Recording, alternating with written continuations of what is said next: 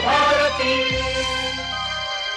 सखी सहेली। सभी सखियों सहेलियों सखाओं को राजुल और प्यारी बुआ का नमस्कार। नमस्कार बुआ, आज हम बात करेंगे जिन विषयों के बारे में, उनको बताना है ना। हाँ, वो तो बताना होगा ही होगा, लेकिन हमारे जो साथी हैं ना, वो पहले से उन्होंने पढ़ रखा है, तो कथा सुधा का बेसब्री से इंतजार हो रहा है। ओ हो हाँ भाई, आज तो सोमवार है और उसका इंतजार तो हम सबको भी है। और आज का जो उसमें कहना चाहिए ना कि रस है, वो हमें लगता है कुछ ज्यादा आएगा, क्योंकि जो कहानी है वो है आत्मसंगीत जी, मुंशी प्रेमचंद की कहानी। और बहुत सुंदर कहानी, और थोड़ी अलग हटके है, हाँ, है ना। तो हमारे साथियों ने इंतजार के साथ लिखा है कि बड़ी ही खूबसूरत कहानी है, बहुत बेसब्री से इंतजार कर रहे हैं। और भाई देखो राजुल बेटिया, ऐसा कि कोशिश हमारी यही है कि ऐसी कहानियां हम लेकर आएं जो बहुत कम प्रचलित हों। अब देखिए हमारे प्रयास में हम कहाँ तक सफल हुए, ये तो आप बताएंगे। इंतजार हमें भी है आपकी प्रतिक्रियाओं का। बिल्कुल। और वैसे हम कोशिश करेंगे कि जो है ना, घर शीतल रहे, थोड़ा सा आप ठंडे ठंडे घर में बैठकर इसको सुन रहे हैं कार्यक्रम को, आत्मसंगीत का भी मजा लेंगे आप। हमारे बहुत से सारे साथियों ने घर को शीतल रखने के लिए बहुत सारे टिप्स भी भेज दिए हैं कि वो क्या क्या करते हैं। और एक साथी ने ये भी बता दिया कि भाई ऐसा है कि पानी बरस गया तो कल सारे टोटके बेकार चले गए थे लेकिन पानी बरसा तो थोड़ा सा आराम आ गया। यानी कि प्रकृति जो शीतलता देती है वो लाजवाब है, वो लाजवाब है, वो कहीं से भी नहीं ला सकते। नहीं ला सकते। देखो ना, आप गाड़ी है या कोई भी वाहन हम जब खड़ा करते हैं, कहीं ऐसे पार्क करते हैं, तो हम सोचते हैं कि भाई थोड़ी छाया रहे, आजकल खास तौर से। तो जब आप किसी दीवार के मतलब छाये में, साये में उसको खड़ा करते हैं, या किसी कमरे में या वैसे रखते हैं, वो उतनी ठंडी नहीं होती है, चाहे वो बिल्कुल खुले में धूप में बस एक पेड़ की छाया हो और दरख्त के अगर किनारे आपने लगाया है, तो उसकी शीतलता एकदम अलग होती है। तो बस वही है ना, आपने कहा कि जैसे कि प्रकृति की सुंदरता की कोई बात ही नहीं होती, तो पेड़ पौधों की भी बात की गई है, जो हमारे साथियों ने लिखा है जी। और आज हम सखी विशेष में बात करेंगे एक ऐसी साहित्यकार की जो बड़ी ही निराली हैं, जिन्होंने स्त्री विमर्श पर लिखा, जिन्होंने सामाजिक विसंगतियों पर लिखा। हम अजीत कौर जी की बात कर रहे हैं, आज हम उनके बारे में भी बात करेंगे। उनके बारे में बात करेंगे और बच्चों के बारे में बात करेंगे। आज उनके लिए खास दिन है, और उनके लिए दिन नहीं है, बल्कि ये कहें कि हम लोगों के लिए एक चेतावनी का दिन है। जो बाल श्रम हम उनसे करवाते हैं उसके बारे में है, यानी कि आज का दिवस है विश्व बाल श्रम निषेध दिवस। वादा जो हम करते हैं अपने आप से कि हम कभी कोई भी गलत चीज देखेंगे जी, तो आप खुद गलत नहीं करेंगे जी, और देखेंगे तो उसे रोकने की कोशिश करेंगे। तो आज उसी कोशिश करने का दिन है। जी हाँ, बिल्कुल है, लेकिन पुरजोर कोशिश करने का दिन है, यूं ही बस कह के टालने वाला दिन नहीं है। और वायदा एक बात और है कि ये तो खुद से किया हुआ वायदा है। दूसरा है कि जिस बच्चे को हम जन्म देते हैं, या जो ये धरती पर आया है, भले ही हमने जन्म न दिया हो, प्रकृति ने उसे जन्म दिया है, तो उसका बचपन उसका है, तो वो उस बचपन को कह सकते हैं जी सके, ये हमारा कहना चाहिए कर्तव्य है। तो ये भी तो एक तरह के वायदा है ना। बचपना जो हमने शब्द दिया है, वो कहीं ये खो ना जाए, बहुत जरूरी, किसी का भी ना खो जाए।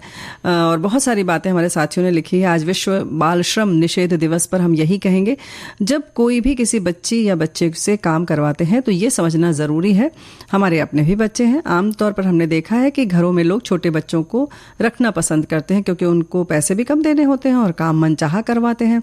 उनके मन से दया नाम की चीज नहीं होती उनके मन में, और बच्चे जिनका फूल सा जीवन मुरझा के रह जाता है। बच्चे देश की शान हैं, उन्हें जीने दो और आगे बढ़ने दो। यहाँ डॉक्टर बशीर बद्र साहब की लिखी हुई कुछ लाइन याद आ रही हैं। परिंदों को उड़ने दो शोख हवाओं में, परिंदों को उड़ने दो शोख हवाओं में, लौट कर फिर बचपन के जमाने नहीं आते। बहुत खूब। एक और संदेश है बुआ, लिखा है, जिन बच्चों की उम्र खेल कूद की पढ़ाई की हो, उस उम्र में उनसे मजदूरी कराना ये अक्षम्य कानूनी अपराध है। फिर भी देश में ऐसे कई गरीब परिवार हैं जिनको अपने परिवार के पालन करने के लिए बच्चों से मजबूरन मजदूरी करवानी पड़ रही है। ये भी हकीकत है। इसके प्रति लोगों को जागरूक करने के लिए ये विश्व बाल श्रम निषेध दिवस हर साल इसी दिन मनाया जाता है। इसी दिन मतलब 12 जून को। जी हाँ। और ये सिलसिला शुरू हुआ था 2002 से। लेकिन जिस उद्देश्य से शुरू हुआ था, उस उद्देश्य को समझना बहुत ज़रूरी है। और ये इस बारे में हमारे बहुत सारे साथियों ने बहुत कुछ लिखकर भेजा है। बच्चों का बचपन, किसी बच्चे को आप इस तरह के किसी काम में लगा रहे हैं जी, या घर में साफ सफाई के लिए भी आप अगर लगवा रहे हैं तो एक बार सोचें आप कि कहीं आपका बच्चा यही अगर कर रहा आपके होगा। घर में जो काम करने वाला राजू है, क्या वो वही काम कर रहा होता अगर वो आपका बच्चा होता? जी, या राजू में अगर अपने बच्चे की तस्वीर अगर आप देखेंगे तो शायद ये काम नहीं करवा पाएंगे, है ना? बिल्कुल। वो कई ऐसी फिल्में हैं जिनमें बच्चों को इस तरह से काम करते हुए दिखाया गया है। जी। बाद में भी, पहले की भी फिल्में थी और बाद में भी ऐसी बना था। अभी जो स्लम डॉग करोड़पति या फिल्म आई थी, उसमें भी यही बात थी कि बच्चों का जो बचपन खोते हुए बच्चे हैं वो किस तरह से रहते हैं। या सलाम बॉम्बे जो आई थी उसमें भी इसी तरह की बात थी।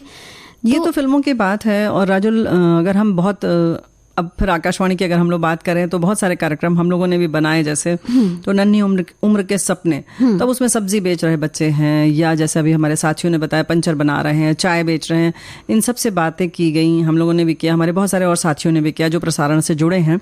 और सीधे हम लोगों ने बात की, तो जैसे एक जो कचरा बिनती है लड़की, उससे जैसे बात की तो वाकई लगता है कि कितने आंखों में चमक है जब अगर आप उनके सपनों की बात करिए कि तुम क्या सपने देखती हो, क्योंकि इस दृष्टि से तो हमने कभी उनसे बात ही नहीं की। तो जब आप बात करेंगे तब दिखता है कि उनकी आंख में अभी भी वो बचपना वाला चमक है और हम उसको कहाँ से छीन रहे हैं उनसे। तो एक बच्ची ने ऐसे ही कहा कि हमने कहा तुम कबाड़ ये बिनती हो गंदा गंदा, तो गंदा नहीं लगता है? बड़े उसने बेबाक तरीके से कहा नहा लेते हैं उसके बाद। फिर हमने कहा शादी का क्या सोचा है? उसके माता पिता कोई नहीं थे और ऐसे ही वो सब बच्चों के साथ रहती थी। तो बोले हाँ शादी तो समय से करनी है। हमने कहा क्यों? अब देखिए उस उम्र में उस जहाँ उसकी परवरिश कोई ठीक ठाक देने वाला नहीं है, फिर भी ये चौंकाने वाला उसका जवाब था, कहीं ऊंच नीच हो जाएगी इसलिए उम्र हमारी समय रहते शादी तो हमें करना है। देखा क्यों? कहीं गलत कदम न पड़ जाए मेरे कहीं। तो ऐसी दुनियादारी की बातें भी उसको जान भी पता लेते थी, हैं। ऐसे दिल तक ये बात पहुंच गई कि इस बात का जो है मतलब जानकारी उसको भी है, ये समझ भी उसको हो गई। तो जैसे लगता है कि प्रकृति ने सब कुछ दिया हुआ है, हम उससे छीनते जा रहे हैं। तो भाई इस दिशा में थोड़ी सी बदलाव कर देते हैं राजुल बिटिया। बड़ा तकलीफ देह विषय है। और दोस्तों आप समझ रहे हैं हमारे कहने का मतलब ये है कि इस पर अब हमें कार्यवाही करनी चाहिए, कदम कुछ ठोस उठाना चाहिए, बातों से बात नहीं बनेगी। बिल्कुल सही कहा। तो बुआ बात को थोड़ा सा हम अलग एक मोड़ देते हैं और कुछ लिखने पढ़ने वाली बातें कर लेते हैं। तुम बात करोगी कि आप क्योंकि दिल भारी हो गया है। कूड़ा कबाड़ा ले आओगे उनका अजीत जी का, खाना बदोश है ना? इन्होंने लिखी है और बहुत कहना चित्रण बहुत अच्छा किया, बहुत अच्छा है। इनकी बहुत सारी कहानियां, 19 कहानी संग्रह हैं, 3 उपन्यास हैं, बहुत काफी लिखती हैं ये। इनका जन्म हुआ था 16 नवंबर 1934 को लाहौर में। लड़की थी तो इस वजह से उस जमाने में पढ़ाई लिखाई कोई ज़रूरी नहीं मानी जाती थी, तो किसी ढंग के स्कूल में इनकी पढ़ाई लिखाई नहीं करवाई गई। एक बार किसी ऐसे स्कूल में इनका नाम लिखवाया गया, पर फिर वापस उन्हें हटा लिया गया वहाँ से। फिर उन्हें पंजाबी उर्दू की शिक्षा घर में ही दिलवाई जाने लगी। और इस बीच जो प्रसिद्ध लेखिका थी अमृता प्रीतम जी, उनके पिता ज्ञानी करतार सिंह हितकारी जी उनके घर आए, तो उन्होंने उनको पढ़ाना शुरू किया। और फिर उन्हीं की मदद से उस समय पंजाब में एक डिग्री मिलती थी बुद्धिमानी। क्या बात है! तो ये डिग्री उन्हीं की मदद से वो ले पाई। तो भाई इस तरीके से कहना चाहिए ना, जैसे तैसे टुकड़े टुकड़े में वो कभी कुछ तो कभी कुछ पढ़ाई करती रही। और फिर अमृता प्रीतम जी के पिता के संपर्क में आने के बाद उनमें लिखने का चाव जाग गया और कहानियां लिखने लगी, जो कुछ पत्रिकाओं में छपी भी, पर उनके पिता जी जो दारजी को पसंद नहीं था। इस वजह से वो छुप छुप कर पढ़ती और लिखती। लिखना न पिता को पसंद था, न फिर बाद में पति को। दोनों ने इस पर रोक लगाई, पर उन्हें तो इस क्षेत्र में आना था, चाहे जैसे भी हो। उन्होंने लिखना जारी रखा। तो ये कैसी विडंबना थी कि छुप छुप कर लिखना, लेकिन अपनी रचनाशीलता को बिल्कुल रुकने नहीं दिया। जीवित रखना। देश का विभाजन जब हुआ तो वो परिवार के साथ उस वक्त शिमला घूमने आई थी। फिर लाहौर तो नहीं लौटी, वो कुछ समय जालंधर में रही। उसके बाद पूरे परिवार जो है वो दिल्ली चला आया। दिल्ली आने के बाद उन्होंने अंग्रेजी में बीए की परीक्षा पास की। उसके बाद फिर पंजाब विश्वविद्यालय द्वारा एक कैंप दिल्ली में खोला गया था, कैंप कॉलेज, वहां से उन्होंने एमए किया।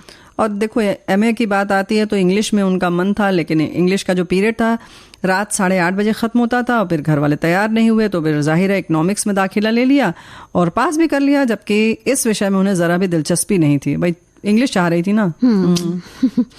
शादी के बाद उन्होंने बीएड की डिग्री भी हासिल की और इस तरह से पढ़ते हुए, हालातों से जूझते हुए उन्होंने अपनी रचना यात्रा को जारी रखा। अब तक उनकी 19 कहानी संग्रह, 3 उपन्यास, 1 रेखा चित्र, 1 यात्रा संस्मरण और आत्मकथा की 2 पुस्तकें खानाबदोश और कूड़ा का बाड़ा प्रकाशित हो चुकी हैं और अनेक कहानियों का भारतीय और विदेशी भाषाओं में अनुवाद हो चुका है। 5 कहानियों पर टेलीफिल्मों का निर्माण भी हुआ है। सन 1985 में आत्मकथा खानाबदोश पर साहित्य अकादमी दिल्ली की ओर से सम्मानित किया गया। गुलबानो और माहिक दी मौत, बुत शिकन, फालतू औरत, सावियाँ चिड़ियाँ, मौत अली बाबा दी, ना मारो, नवंबर 84, ये इनके कहानी संग्रह हैं जो मुख्य में से। एक और बहुत ख़ास बात है, foundation of SAARC writers and literature की ये प्रेसिडेंट रही हैं। बहुत बड़े सम्मान की बात है। और कई देशों में सार्क देशों के लेखकों की कॉन्फ्रेंस का इन्होंने सफल आयोजन किया है। मतलब लिखने पढ़ने वाले मिलते रहे और उनमें एक सेतु बना रहे लिखने पढ़ने का। इनका लेखन जीवन की जटिलताओं को समझने और उसके यथार्थ को उकेरने की एक ईमानदार कोशिश है, जिसमें नारी का संघर्ष और उसके प्रति समाज का असंगत दृष्टिकोण रेखांकित होता है। साथ ही सामाजिक विकृतियों और भ्रष्टाचार के विरुद्ध एक जोरदार मुहिम भी नजर आती है। पर्यावरण और सांस्कृतिक विरासत की रक्षा के लिए इन्होंने सर्वोच्च न्यायालय तक लड़ाइयां लड़ी। तो मतलब सामाजिक रूप से अपने दायित्व को समझते हुए भी इन्होंने बराबर ये लगी रही हैं। इनकी आत्मकथा कूड़ा कबाड़ा का एक अंश है जो मिला तो सोचते हैं कि इसे साझा किया जाए। जरूर।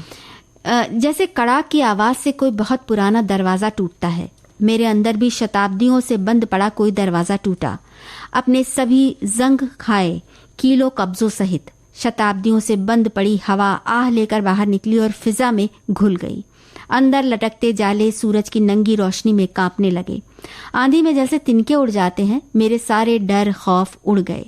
सबसे जरूरी थी जिंदगी, अपर्णा की जिंदगी, जिसकी मैंने हिफाजत करनी थी।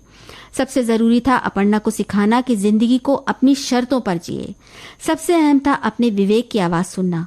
अब मैं सुन रही थी, कितना कुछ गंवाने के बाद सुन रही थी मैं वो आवाज। सोचती हूँ यही वो मुकाम था जब मैं सही अर्थों में लिबरेट हो गई थी। सारी परंपराओं के खौफों से, डरों से आजाद और मुक्त। ये आज़ादी कैंडी का उपहार है हम दोनों को, मुझे और अपर्णा को। मैं न तो तब लिबरेटेड महसूस करती थी जब अपनी रोटी खुद कमाती थी, न तब जब सारी परंपराएं तोड़कर दारजी और पति के घर की सभी दीवारों का सहारा छोड़कर बाहर निकली थी, न तब जब मैं अकेली अपनी बच्चियों को पाल रही थी, पढ़ा रही थी, हर समय डर और खौफ में घिरी रहती थी। लेकिन अब मैं किरच टूटी हुई, टुकड़ा टुकड़ा बिखरी हुई भी साबुत थी, क्योंकि कैंडी शहीद होकर मेरे सभी डर और खौफ सामने ले गई थी।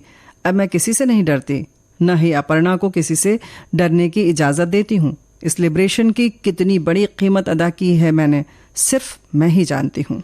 और बुआ अभी खानाबदोश का भी एक अंश मिला है, उसको भी हम सोचते हैं कि जरूर पढ़ लिया जाए। हाँ।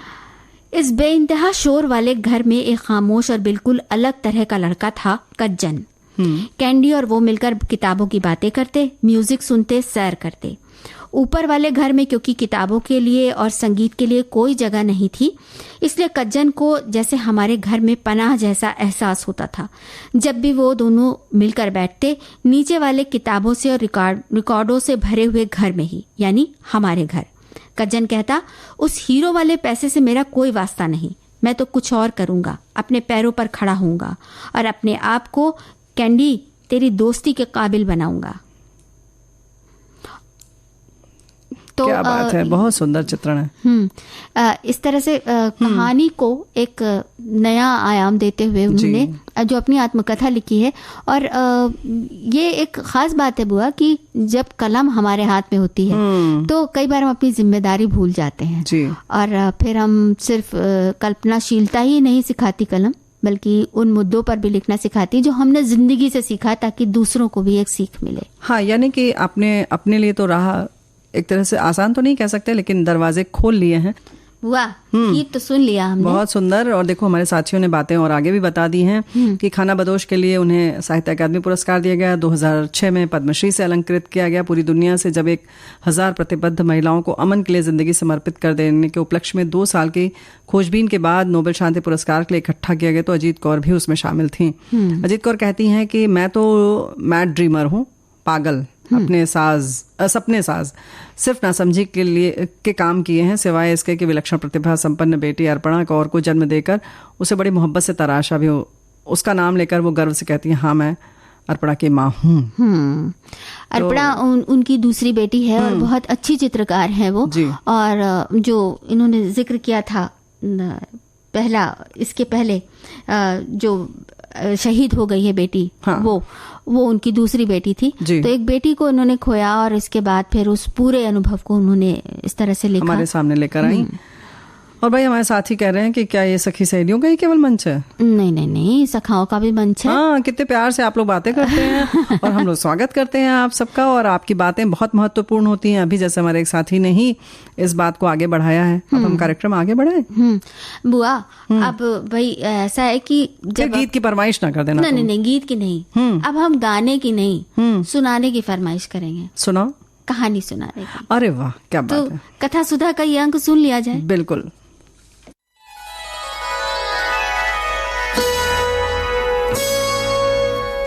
कथा सुधा, भाव भरी कहानियों का सागर, जिसकी लहरें कभी मुस्कुराहट सजाएंगी तो कभी आंखें नम कर जाएंगी। सामाजिक सरोकार से लेकर परिवार तक की होंगी बातें।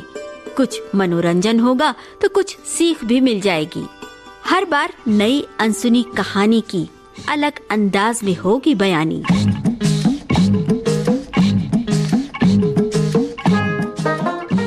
कहानी की मौलिकता बनाए रखते हुए श्रोताओं के लिए कार्यक्रम रोचक और सुगम हो, इसलिए कहानी में थोड़े बहुत बदलाव किए गए हैं। आशा है आपको कथा सुधा में डूबना अच्छा लगेगा। आज हम आपको सुनवाने जा रहे हैं मुंशी प्रेमचंद की लिखी कम सुनी कहानी आत्मसंगीत। आत्मसंगीत क्या है? सब कुछ न्योछावर कर देना क्या है? इस असार संसार को छोड़कर उस परम तत्व में विलीन होने के लिए आत्मा की तड़प क्या है? इस भवसागर को पार करने के लिए सब कुछ त्यागना क्या होता है? क्या होता है जब एक बड़े देश की रानी भक्ति में लीन हो जाती है? क्या है आत्मसंगीत? क्या है सुख? इन्हीं सब के इर्द गिर्द घूमती प्रेमचंद की कहानी आत्मसंगीत प्रस्तुत है आपके लिए।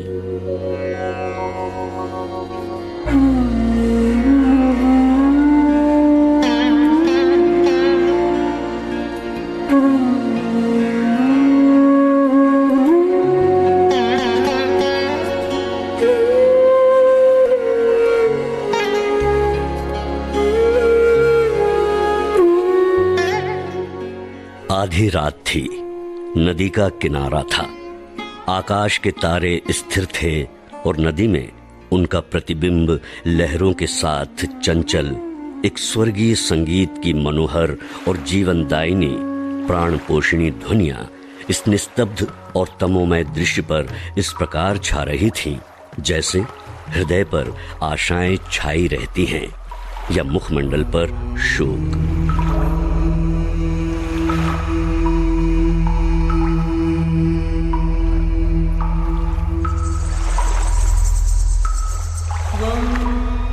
रानी मनोरमा ने आज गुरु दीक्षा ली थी।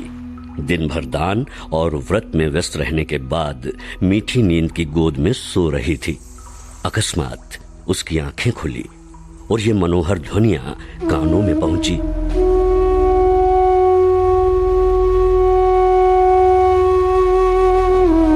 वो व्याकुल हो गई, जैसे दीपक को देखकर पतंगा। वो अधीर हो उठी, जैसे खांड की गंध पाकर चींटी। वो उठी और द्वारपालों और चौकीदारों की दृष्टि बचाती हुई महल से बाहर निकल आई, जैसे वेदनापूर्ण क्रंदन सुनकर आंखों से आंसू निकल आते हैं।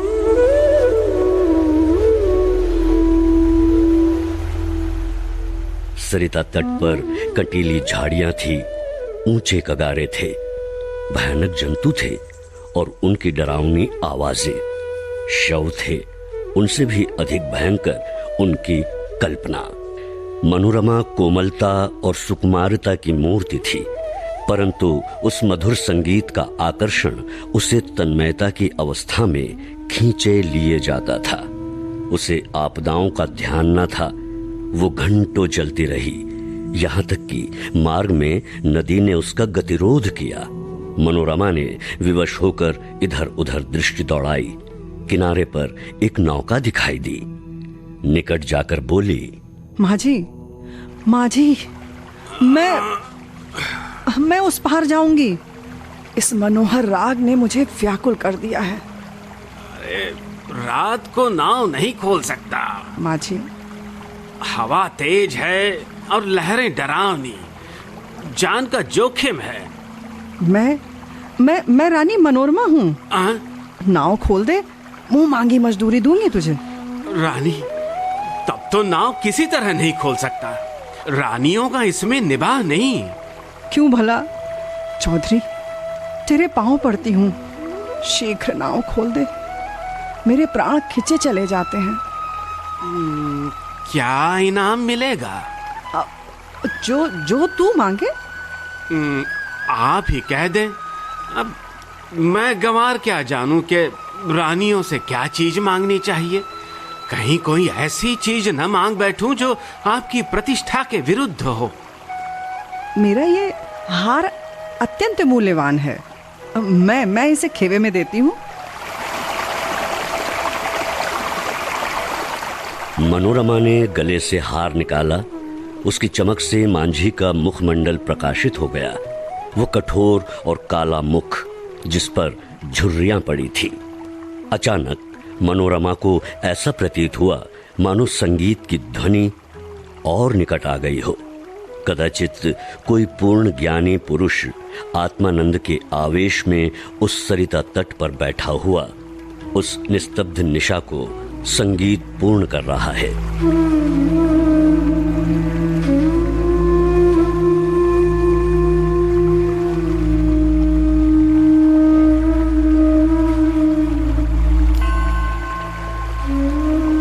रानी का हृदय उछलने लगा। आह, कितना मनोमुग्ध कर राग था। उसने अधीर होकर कहा, आह, कितना मनोमुग्ध करने वाला राग है। माझी, अब देर न कर, नाव खोल। मैं एक क्षण भी धीरज नहीं रख सकती। मैं इस हार को लेकर क्या करूंगा? अरे, ये सच्चे मोती हैं। ये और भी विपत्ति है। लो, माझिन गले में पहनकर पड़ोसियों को दिखाएगी, वो सब डाह से जलेंगी, उसे गालियां देंगी। कोई चोर देखेगा तो उसकी छाती पर सांप लौटेगा। मेरी सुनसान झोपड़ी पर दिन दहाड़े डाका पड़ जाएगा। लोग चोरी का अपराध लगाएंगे। नहीं, मुझे ये हार नहीं चाहिए। नहीं चाहिए? तो जो कुछ तू मांग वही दूंगी। चल, लेकिन देर ना कर। मुझे अब धैर्य नहीं है। प्रतीक्षा करने की तनिक भी शक्ति नहीं है। इस राग की एक एक तान मेरी आत्मा को तड़पा देती है। इससे भी अच्छी कोई चीज दीजिए। अरे निर्दयी, तू मुझे बातों में लगाए रखना चाहता है। अरे, मैं जो देती हूँ वो लेता नहीं, स्वयं कुछ मांगता नहीं। तुझे क्या मालूम मेरे हृदय के इस समय क्या दशा हो रही है। मैं इस आत्मिक पदार्थ पर अपना सर्वस्व न्यौछावर कर सकती हूँ। माझी, मांग। हाँ, और क्या दीजिएगा? माझी, मेरे पास इससे बहुमूल्य और कोई वस्तु नहीं है। लेकिन हाँ, तू अभी नाव खोल दे तो प्रतिज्ञा करती हूँ कि तुझे अपना महल दे दूंगी, जिसे देखने के लिए कदाचित तू भी कभी गया होगा। विशुद्ध श्वेत पत्थर से बना है। भारत में इसकी तुलना नहीं है। महल? उस महल में रहकर मुझे क्या आनंद मिलेगा? क्यों? उल्टे मेरे भाई बंधु शत्रु हो जाएंगे। इस नौका पर अंधेरी रात में भी मुझे भय नहीं लगता। आंधी चलती रहती है और मैं इस पर पड़ा रहता हूँ, किंतु वो महल तो दिन में ही फाड़ खाएगा मुझे। मेरे घर के आदमी तो उसके एक कोने में समा जाएंगे। और आदमी कहां से लाऊंगा? मेरे नौकर चाकर कहां है? इतना माल असबाब कहां है? उसकी सफाई और मरम्मत कहां से कराऊंगा? उसकी फुलवारियां सूख जाएंगी, उसकी क्यारियों में गीदड़ बोलेंगे और अटारियों पर कबूतर और अबाबीलें घोंसले बनाएंगी। क्या करूंगा उस महल का? मनोरमा अचानक तन्मय अवस्था में उछल पड़ी।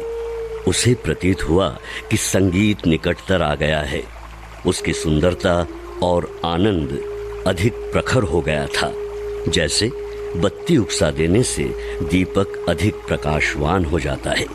पहले चित्ताकर्षक था तो अब आवेशजनक हो गया था। मनोरमा ने व्याकुल होकर कहा, तो फिर माझी अपने मुंह से क्यों कुछ नहीं मांगता? कितना विरागजनक राग है ये, कितना विह्वल करने वाला। मैं अब तनिक धीरज नहीं धर सकती। हाँ, पानी उतार में जाने के लिए जितना व्याकुल होता है, श्वास हवा के लिए जितनी विकल होती है और गंध उड़ जाने के लिए जितनी व्याकुल होती है, मैं उस स्वर्गीय संगीत के लिए उतनी व्याकुल हूँ। उस संगीत में कोयल की सी मस्ती है, पपीहे की सी वेदना है, श्यामा की सी विह्वलता है। इसमें झरनों का सा जोर है और आंधी का सा बल। इसमें वो सब कुछ है जिससे विवेकाग्नि प्रज्वलित होती, जिससे आत्मा समाहित होती है और अंतःकरण पवित्र होता है। माँ जी, अब एक क्षण का भी विलंब मेरे लिए मृत्यु की यंत्रणा है। माँ जी, शीघ्र नौका खोल।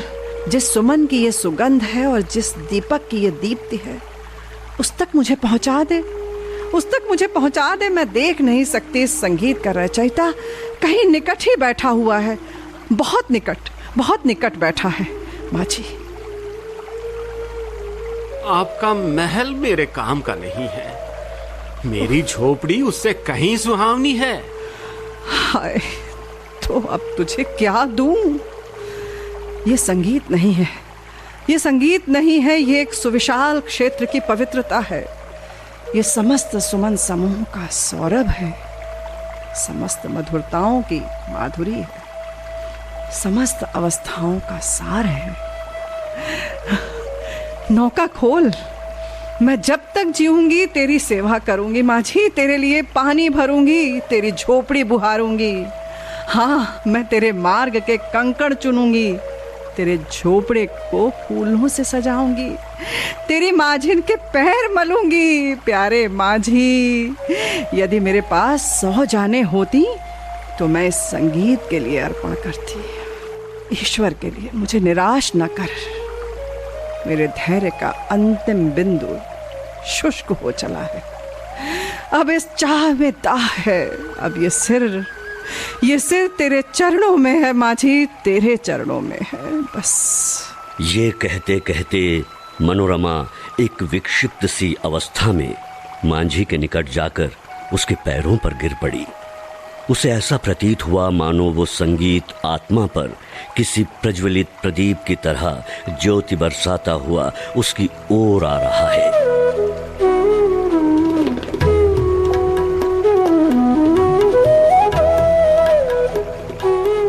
उसे रोमांच हो आया, वो मस्त होकर झूमने लगी। ऐसा ज्ञात हुआ कि वो हवा में उड़ी जाती है।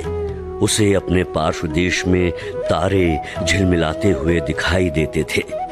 उस पर एक आत्मविस्मित सा भावावेश छा गया और अब वही मस्ताना संगीत, वही मनोहर राग उसके मुंह से निकलने लगा।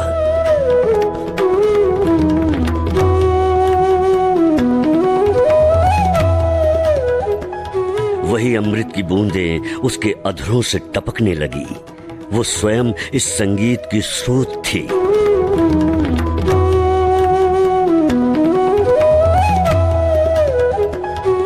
नदी के पास से आने वाली ध्वनियां, प्राण पोषणी ध्वनियां उसी के मुंह से निकल रही थी। मनोरमा का मुखमंडल चंद्रमा की तरह प्रकाशमान हो गया था और आंखों से प्रेम की किरणें निकल रही थी।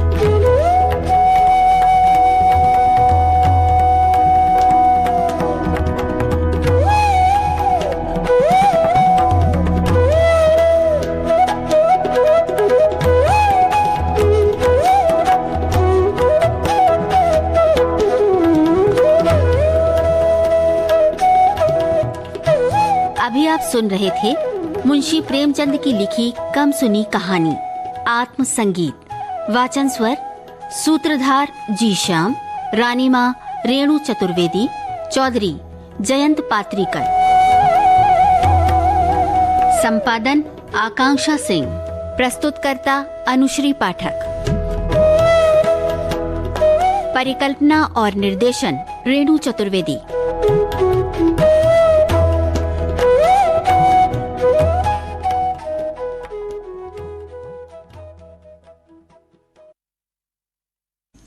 तो बुआ, कथा सुधा का ये अंक सच में बोलने का मन नहीं कर रहा है। बिल्कुल जैसे डूब गए इस आत्म संगीत में।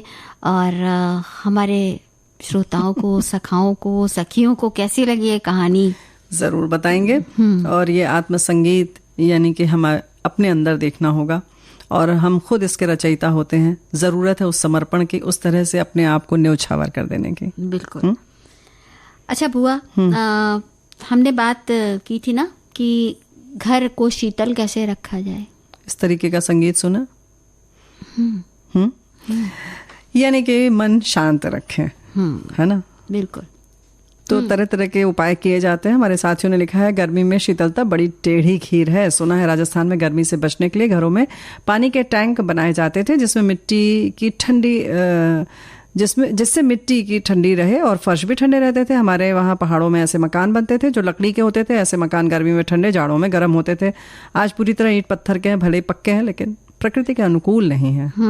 ये बात तो है जी। तो भाई प्रकृति के अनुकूल करने की कोशिश तो कर सकते हैं ना हम। कुछ तो ऐसा करना ही पड़ेगा। लिखा है ना तो साथियों ने, लिखा है कि सारे घर को शीतल करने के लिए बचपन में पहुंच गए हैं ये। हम पर्दों को गीला कर देते थे, वो भी बड़ा मजेदार होता था बुआ जी। दोपहर के पहले ही दरवाजों को हल्का सा खुला रखने के लिए कुछ कपड़े फंसा कर रखते थे ताकि कूलर से सफोकेशन ना हो। कूलर में पानी भरना, उसके खस को गीला करना, पानी की बोतल भरना, ये सभी कार्य खुशी से करते थे। छुट्टियां भी होती थी। अब तो बस एसी ऑन करो, बस फिर भी गर्मी झेलो। फिर भी ये भी बात है। आजकल गर्मियां और भी ज्यादा कठोर और असहनीय होती जा रही है। घर के आसपास जितने अधिक पेड़ पौधे होंगे उतना ही तापमान कम होगा। Snake plant, aloe vera, palm tree जैसे पौधे घर के तापमान कम करते हैं।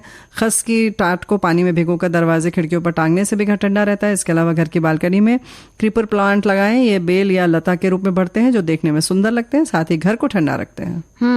हमारे साथी ने एक और आगे की बात भी कह दी है कि एक मिनी बगीचा अपने घर में बनाएं।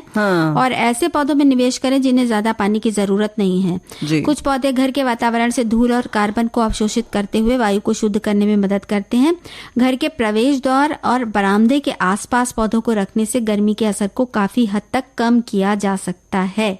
और घर के अंदर भी पौधे लगा सकती हैं। बिल्कुल। घर में शीतलता का एहसास दिलाते हैं और इनके द्वारा छोड़ी गई ऑक्सीजन से पूरा घर ठंडा रहता है। लेकिन भाई इसका क्या करें, सुबह सुबह तो पानी का टंकी ठंडा रहता भी है, लेकिन जैसे 9 बजते बजते ऐसा गर्म हो जाता है जब तक कि शावर का पानी 10 मिनट तक नहीं खोलकर रखा जाए नहाना मुश्किल हो जाता है। अब टंकी का पानी ही गर्म हो तो घर में शीतलता कहाँ से आ जाएगी। राजुल जी, आपसे पूछा गया। तो भाई सुबह सुबह नहा लें, है ना। हाँ, गर्मियों में सुबह जल्दी नहाएं। और ताकि वो 10 मिनट आपको वो भी बर्बाद ना करना पड़े। और यहाँ ये संदेश है कि कुछ समझ में नहीं आ रहा है, इस भयंकर गर्मी में शीतलता लाएं तो कैसे लाएं बुआ जी। हर दिन सुबह सुबह हर घर में यही चल रहा है कि भगवान अब बस करो, बहुत हो गया। घर में शीतलता लाने के लिए पंखे और कूलर तो साथ दे रहे हैं, लेकिन गर्म हवा के प्रकोप से वो भी मार खा जा रहे हैं। बस घड़े के पानी पीने के बाद थोड़ी शीतलता का अनुभव थोड़ी देर के लिए होता है। लेकिन भाई ऐसा है कि इन्होंने तो नया कूलर खरीद लिया, अपना पुराना कूलर घर में काम करने वाली को दे दिया है। इतनी खुशी हुई, रोज कहती है आपकी वजह से हम सब रात में ठंडे में सो पा रहे हैं। तो मेरा काम का नहीं था पर किसी काम आया, अच्छा लगा, थोड़ा सा ठीक करवाया। तो कहना ये चाहती हूँ कि अगर आपके घर में कूलर है तो काम नहीं आ रहा है तो किसी जरूरतमंद को दे दीजिए, नया कूलर खरीद लीजिए, थोड़ी सी राहत मिल जाएगी, है ना। और क्रॉस वेंटिलेशन रखने की भी बात कही है। मोटा मोटा पर्दा लगा लीजिए, मोटा पर्दा लगा लीजिए, और कुछ बहुत गाढ़े रंग का प्रयोग ना करिए जो चादर पहनने के लिए ना, हाँ, हल्का हल्का देख के भी अच्छा लगता है। समय से काम करिए, समय से उस समय कह रहा है कि हम जा सकते हैं तो भाई चलते हैं, फिर मिलेंगे, फिर मिलते हैं। आप सभी को राजुल और प्यारी बुआ का नमस्कार।